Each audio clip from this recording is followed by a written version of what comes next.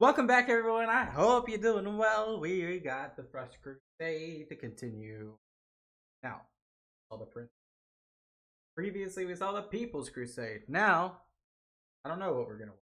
This is interesting. You guys know because you read the title. I don't know because this video hasn't started yet. But we're gonna continue from here. Let me just.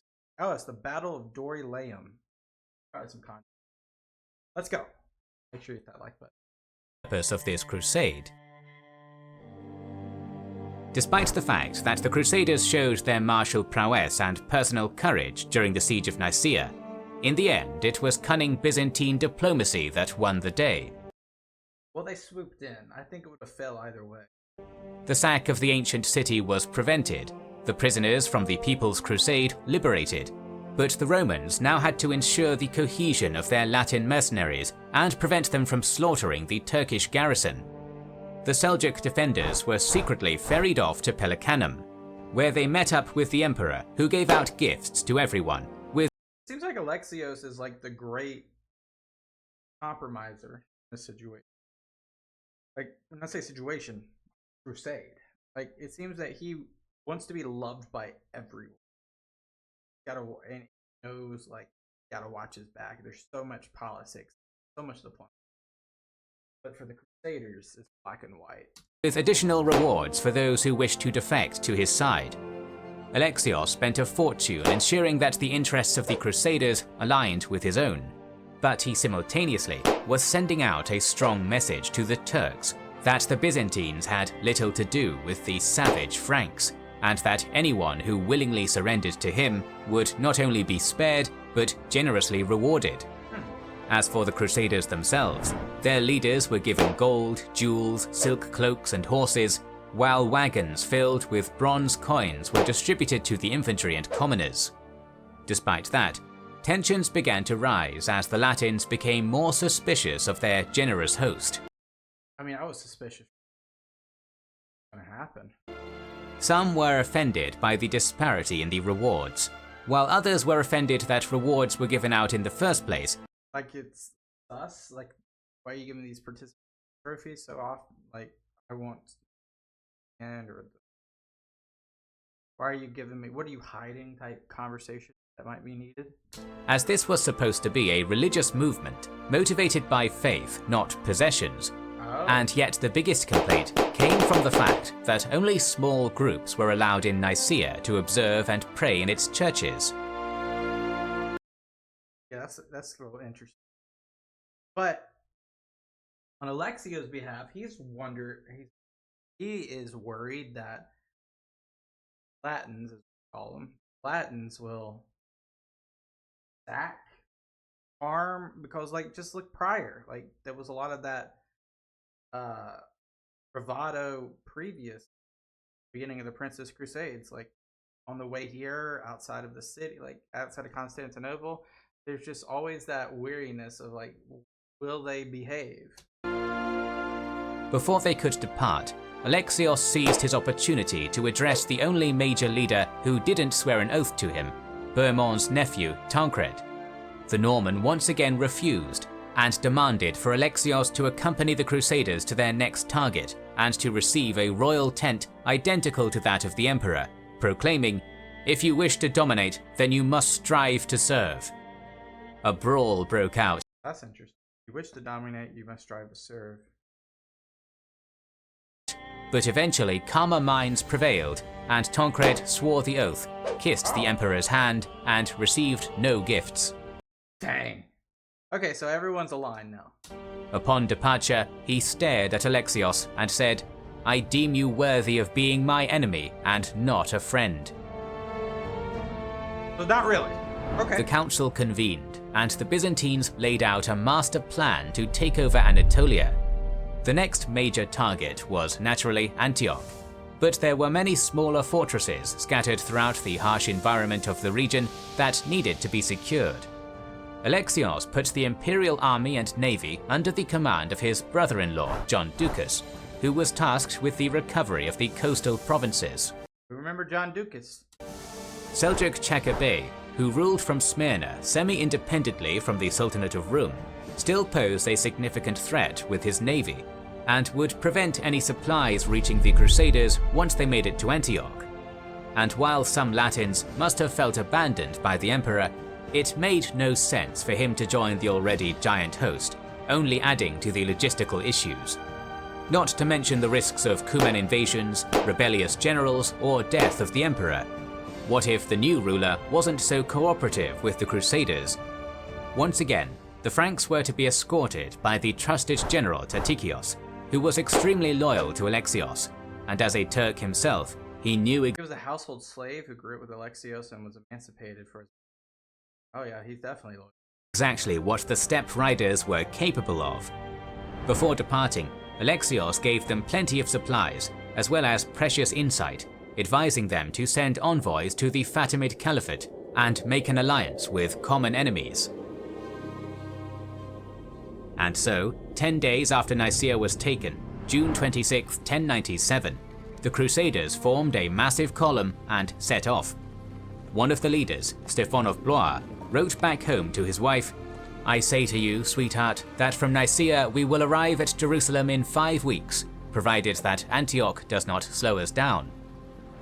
Little did he know, the Franks would venture in the mountainous lands in the midst of the summer heat to face an enemy that vanquished tens of thousands of Romans.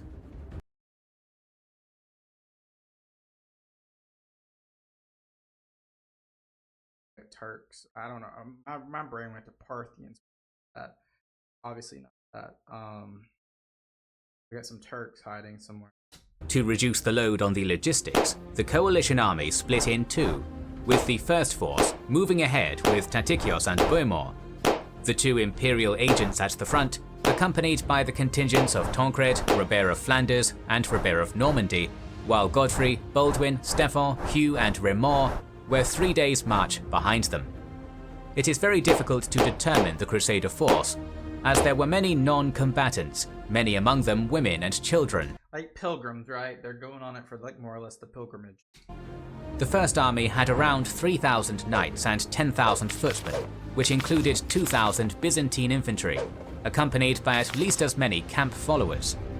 The second force was at least twice as large, and remember, you gotta feed everyone. Totaling around 4,500 mounted warriors and 20,000 infantry, with just as many non-combatants. Riders were constantly galloping between the two halves, ensuring a steady flow of information about the route they were taking. And while the vast column crawled towards the crucial site of Dorylaeum, the Seljuks observed their every move from the hilltops. The Seljuk Turks were not alone, as Kilij Arslan managed to convince his rival, the Turkic Danishmends, to put their differences aside and combine their armies for a total force between 10 and 15,000 steppe riders.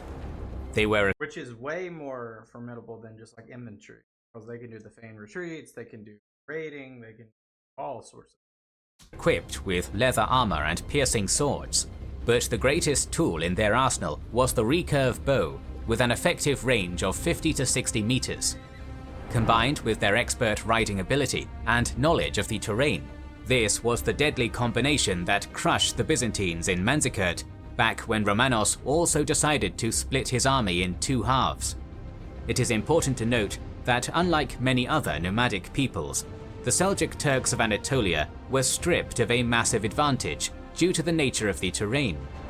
Despite controlling the region for over a decade, they couldn't raise enough horses to provide each of their riders with half a dozen remounts, meaning that they had to sacrifice in either speed or endurance. In the afternoon of the 30th of June, a few Seljuk scouts were spotted, and the Crusader vanguard made camp and sent a messenger to the Second Army, informing them to be on high alert before continuing their march the next morning. Imagining themselves as a Roman legion, weapons taken up, trumpets sounding, arranged against the enemy in wings, centurions leading cohorts and centuries, standards raised, in an orderly fashion we began to set forth. After crossing a small river, the army entered the junction of two valleys, 45 kilometers from Dorylaeum. The open plain was wide enough for the Seljuk maneuvers, but also allowed them to catch the Crusaders by surprise. Yeah, this is not looking good. This is Dorylaeum, which is the main part of this. episode. So you're gonna have you get like these plains, which are more susceptible for Turkish cavalry and maneuverability, as he just spoke of. Because when you're in the mountain pass, it's narrow, it's hard to traverse, bumpy, rough terrain. It's not easy for horses to kind of move. This looks like actually crossing this.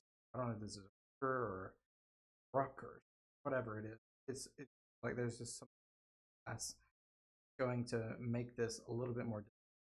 They couldn't have picked a better spot for an ambush. As soon as the Seljuk force was seen, Bohemond ordered a camp to be constructed by the infantry, picking a spot close to the river, hoping that the marshy ground would give them protection on one flank.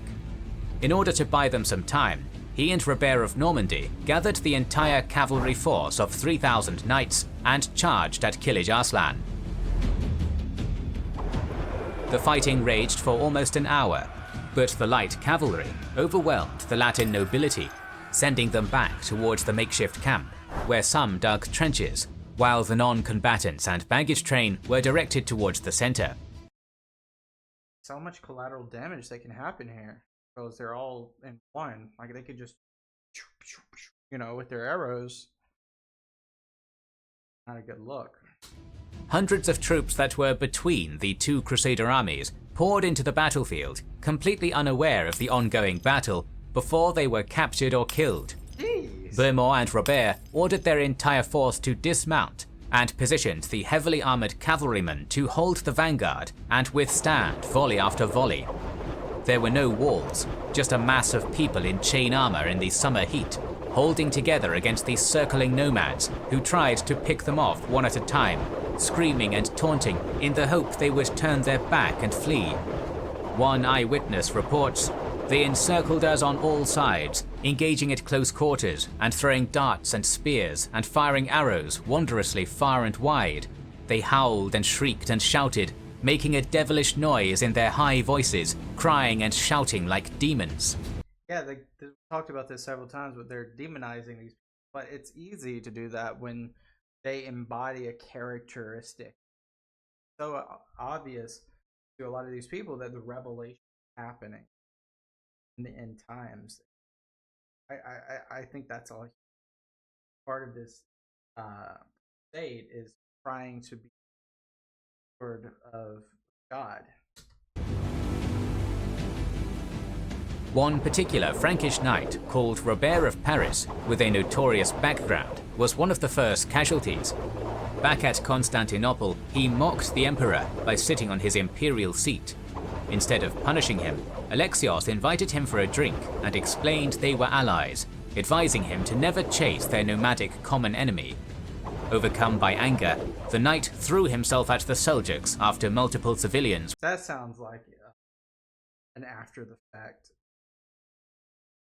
There's no way he is Nostradamus. Was shot around him. Within moments, his movement was slowed by arrows piercing his armor. Soon he was slashed by a blade in full sight of the rest of the knights, who continued to hold their shields up.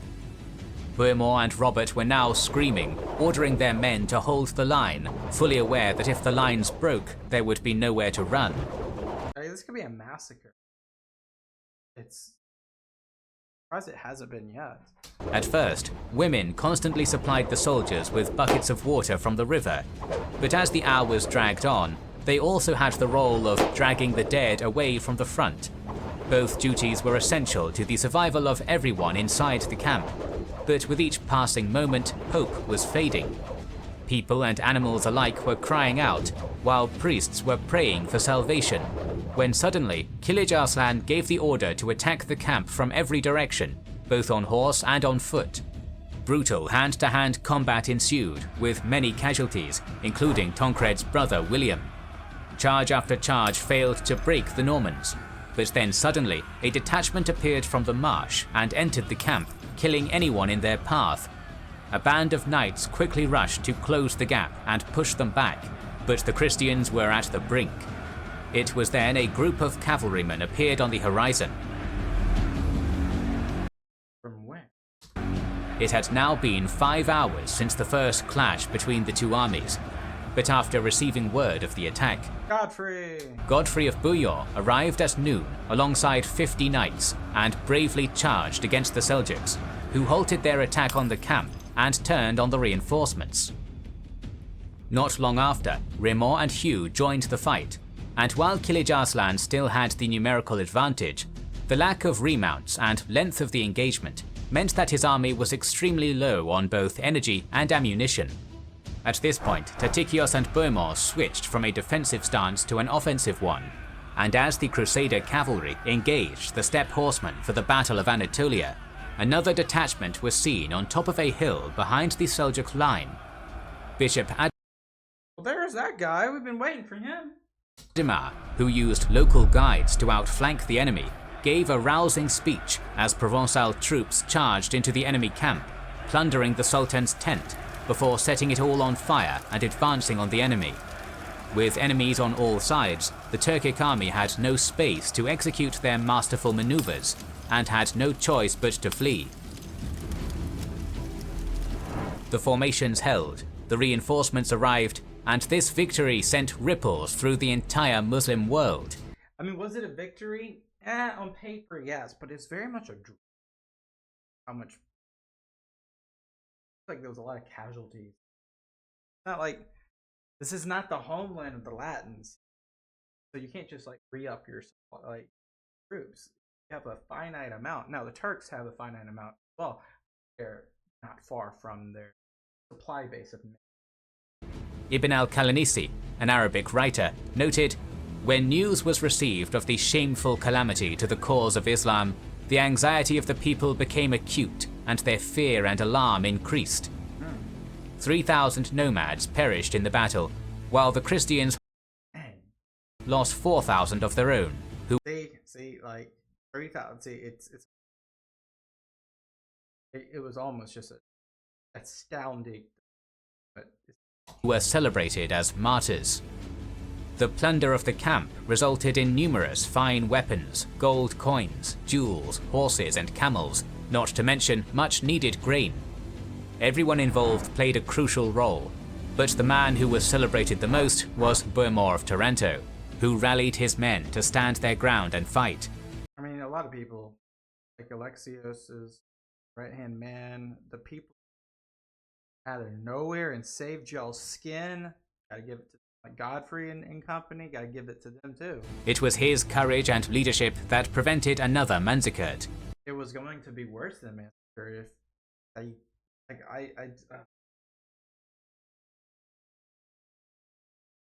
would have been a massacre. It didn't take long before supernatural elements were infused into the events. Seljuk deserters swore that they had seen 2 horsemen with shimmering weapons and of wondrous appearance riding ahead of our army, menacing the enemy such that they allowed them no opportunity for fighting. Christian chroniclers later wrote that God sent 3 saints, George, Demetrius and Theodore, traditionally connected with the Orthodox Church, to save the Crusaders from doom. Which was really just the other people. When the army broke camp on July 4th, they observed that the road was littered with dead horses and Seljuks, which they took as evidence of the saints charging after the routed enemy.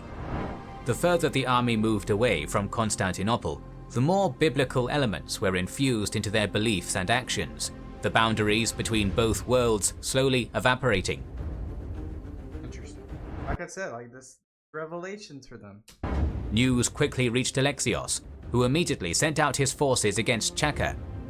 One army moved towards Abydos, while the main force marched up the Meander Valley.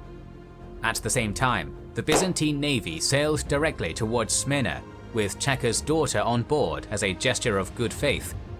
Unbeknownst to the Byzantines, Chaka had recently fled his capital to meet up with Kilij Arslan, who personally executed him because of a growing mistrust, further destabilizing Western Anatolia. So they just gave Alexios a layup. There. As in every other city, the Seljuks were a minority and couldn't hope to hold out, so they surrendered and a new governor was installed. As one of his first decisions, the new governor summoned a local nomad who was accused of a crime. Fearing for his own life, the desperate man grabbed a knife and stabbed the governor, which led to widespread violence as the sailors still stationed in the city massacred the local populace. Ducas had already moved on to his next target, the city of Ephesus, but when news arrived of what had just occurred at Smyrna, the Seljuks rode out and decided to meet the Romans in open battle. Both sides sustained heavy casualties, but eventually Ducas prevailed and took the city with no resistance. So we gotta remember that there's two fronts here. There's the Navy front, the business front, and then you have the Crusader front. Kind of like working together, columns. That way, kind of break up the have them not work together. Although, like, Sultanate just killed this guy because he didn't trust him. Daedalus, defeated and surrounded by rebellious citizens, the Seljuks were fully aware of the severity of their situation, and city after city surrendered to Alexios. Sardis and Philadelphia quickly followed, but one particularly interesting case was that of Laodicea, where according to the Alexiad, Ducas accepted the surrender of the garrison and left it in the hands of the deserters. Based on this, we can conclude that he was short on men who could garrison the nearby fortresses, and that some nomads, including noble families, had adopted a sedentary lifestyle and chose to stay in their newfound homes and serve under Alexios. Just look so quickly, it's 1097 still, and look how much land has already been recaptured for this crusade. Insane.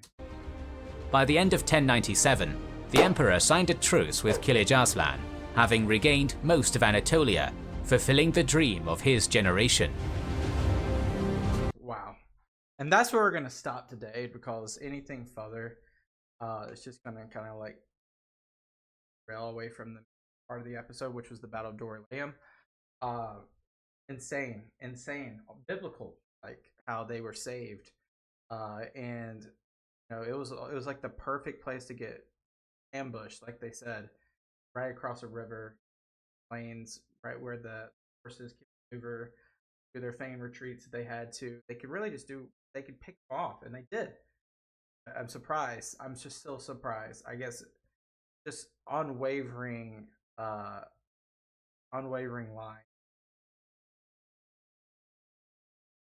I don't know what else to say. I appreciate you guys so much. Have a great. I'll see you guys next time. Make sure to hit that subscribe. Out.